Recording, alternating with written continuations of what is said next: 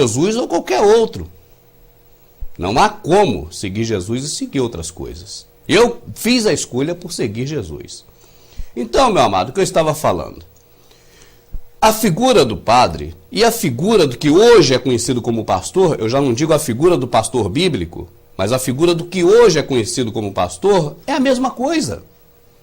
Você repara que o altar que tem na Igreja Católica, que é uma cópia da igreja diante de Cristo, antes dele existir, a igreja judaica, o templo judaico, aquele altar permanece também no protestantismo.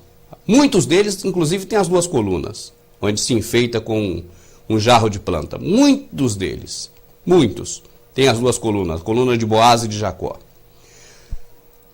As cadeiras que ficam ali próximo do pastor, dando destaque àqueles homens, é típico dos saduceus, dos fariseus, é típico da sinagoga diante de Cristo, do templo que Jesus derrubou, que não servia mais, que ele falou, eu derrubo e construo em 2 dias. Você está entendendo? Ele derrubou no sentido espiritual, não foi no físico, foi no espiritual. Aquele grande prédio de Salomão, que já tinha sido reconstruído diversas vezes, depois desse período de Jesus, ele foi destruído literalmente, caiu por terra, tanto que ele não existe hoje. Mas Jesus falava do templo espiritual que somos nós. Nós somos esse templo hoje, nós somos a igreja do Deus vivo. O Deus vivo, o Senhor Jesus Cristo, que ressuscitou e está vivo, nós somos essa igreja. Agora, ali naquele momento em que se fala e se coloca as cadeiras no altar, está fazendo uma cópia do catolicismo, uma cópia exatamente do judaísmo. E nós não estamos no judaísmo, nós somos de Cristo. Com Cristo nós adoramos em espírito e em verdade. A disposição das cadeiras no templo, todas viradas para o lado do altar, e diga-se de passagem, altar não é sagrado, não há nada sagrado em objeto, não há nada de objeto que pode dizer assim, isso aqui é especial, olha, isso aqui tem um poder. Não tem isso, meu amado, o poder está em Deus. Não tem como dizer que o poder está na água ungida, na água benta, não tem como falar isso. Diante da Bíblia não tem. Isso são liturgias que nós herdamos, são costumes, são dogmas, são coisas que herdamos, que a igreja protestante herdou. O formato do templo, das denominações e também do catolicismo, é formato de sinagogas judaicas. Você pode ver que normalmente, hoje até não, porque hoje por causa do comércio, hoje qualquer porta de aço é considerado uma denominação ali, uma congregação. Mas você vê que até os anos 70, você olhava o aspecto das casas numa rua e você logo identificava o que era uma igreja. Por quê? Porque o padrão visual da igreja, a arquitetura dela, não se parece com o das outras casas normais, porque ela não segue o ritmo das casas, não segue os parâmetros das casas daqui do Brasil, mas dos templos judaicos. Então, a própria figura da igreja é pagã. Não é assim que Jesus ensina a gente a adorar a Ele. Isso tudo foi herdado, mas nós acostumamos com isso. E algumas coisas criam raízes que são difíceis de tirar. A gente continua. O que nós estamos comentando aqui, eu gostaria que você assistisse os vídeos anteriores a esse, para que você tenha uma sequência do que nós estamos falando, né? Mas um breve resumo do que já falamos. A religião protestante, ela foi retirada diretamente da Igreja Católica, a qual foi criada e trouxe para dentro dela quase que todas as práticas pagãs do mundo. Os paganismos todos foram incorporados na Igreja Católica para contemplar, porque senão não teria uma igreja cheia, um monte de gente chegando ali e participando. E assim eles preferiram trazer para dentro do catolicismo várias culturas que já existiam, várias culturas religiosas e vários cultos religiosos. E quando as entidades secretas, as sociedades secretas se dividiram, Inglaterra e França, eles criaram o protestantismo, com o rótulo do Martim Lutero, que foi o cara que fez a Revolução Protestante. E dentro do protestantismo eles mantiveram quase que 90% de todas as práticas que já vinha se fazendo antes, costumes, métodos, liturgia, dogmas, enfim. Continuou tudo e está até hoje, e criaram raízes fortes Porque quem fala contra isso como eu é tido como herege hoje. Quem fala essas coisas, essas verdadeiras, é tido como herege. Enquanto eu, irmão Rubens, estava falando só dos senhores do mundo, expondo, e ainda continuo expondo, as coisas secretas dele, eu era bem aceito por todo mundo. Hoje eu já não sou bem aceito por uma grande parte dos protestantes. E eu digo assim, dos religiosos, dos cristãos, né, religiosos cristãos. Por quê? Porque agora eu toquei na ferida. E, na verdade, o evangelho que está aí hoje é o evangelho do conformismo, do humanismo, do que soa bem aos ouvidos. Esse é o evangelho que está aí. E não está muito normal, você já observa assim, olha que não é normal, porque não incomoda ninguém, é um sal que não salga, é um sal insípido, como diz a Bíblia. As pessoas vão para dentro das denominações para ouvir coisas agradáveis e participar de uma dança, de um momento em que regozija a alma, mas não o espírito. E não incomoda ninguém, então você vê que não é algo normal com os parâmetros bíblicos da igreja primitiva. E quando alguém incomoda igual a mim, porque fala as verdades, o que acontece é que desestabiliza o sistema. Foi por isso que Jesus foi morto, porque ele desestabilizou, porque ele falava a verdade. Ele não tinha um aprisco cheio de gente ali para ele poder ficar se omitindo das coisas, para não ofender as pessoas e não ficar sozinho e não deixar de viver, porque muita gente vive hoje também disso. Muitos sabem da verdade. Muitos estudam a Bíblia e reconhecem a verdade, mas não falam, porque se falar, vamos dizer, a igreja fica vazia. E eles não podem deixar a igreja vazia, porque eles têm compromisso com a família, têm que pagar a faculdade do filho, têm que pagar a viagem para Disney World, que é outra diabolice. Tem que comprar um jato novo, como agora um grande homem de Deus, né? Comprou um jato novo aí, trilionário, tudo com dinheiro do povo, que não tem. Mas, enfim, não vou entrar por esse mérito. O que eu quero dizer aqui é que as práticas do paganismo, elas estão ainda hoje enraizadas dentro do protestantismo, do que se diz religião cristã evangélica. São mais de 15 mil e quase 20 mil denominações só no Brasil. Só por aí você vê que tem algo errado. Tem algo estranho nisso. Tem fogo estranho no altar.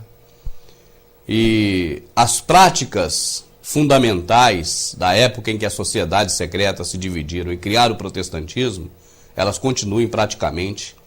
Se tem aí 18 mil, por exemplo, denominações, pelo menos em 17.900, as práticas são muito comuns, os alicerces básicos. E eu creio que esses alicerces têm que ser revistos.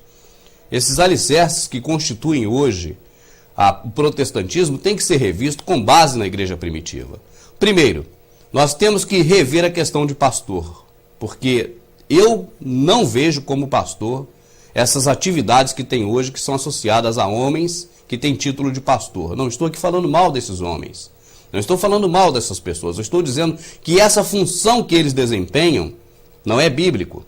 Primeiro, você quer ver uma coisa lógica, meu amado? Você vai na cidadezinha menor do interior de qualquer estado, você vai ver que em cada praça tem uma igreja católica. Você vai nas maiores cidades do Brasil, você vai ver que em cada praça tem uma igreja católica. E sabe por que a igreja católica está desde a pracinha pequenininha no interior de qualquer condadozinho, de qualquer arraialzinho, de qualquer bairro e também nas grandes capitais?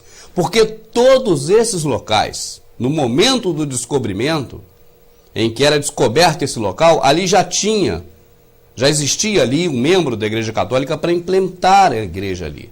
Se você for no centro de São Paulo, tem a Catedral da Sé. Não foi uma área comprada há pouco tempo que ali se instalou uma igreja, não. Foi quando foi praticamente descoberto aquele local ali pelos bandeirantes ou por quem quer que seja, e foi feita ali a igreja, como também lá no interior, lá dentro da menor cidade, da mais oculta cidade de São Paulo, no interior paulista. E o que eu quero dizer com isso? O sistema modificou.